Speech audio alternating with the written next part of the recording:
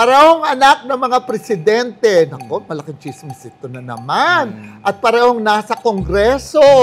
Naku, ngayon, pero para sa iyo, sino ang mas mabango? Pulong Duterte na talagang machong-macho at saka talagang mukhang matigas. Or Sandro Marcos na demure, sweet, at saka matinee idol ang dating. Siguro I'll just go for Pulong Duterte. Si Pulong talaga, siya na yung mas mabango para sa akin. Talaga, ikaw talaga mahilig ka talaga sa talagang sa yung yung talagang ng bubugbog. Ang bubugbog, Kasi masyadong prim and proper, masyadong bata pa, no?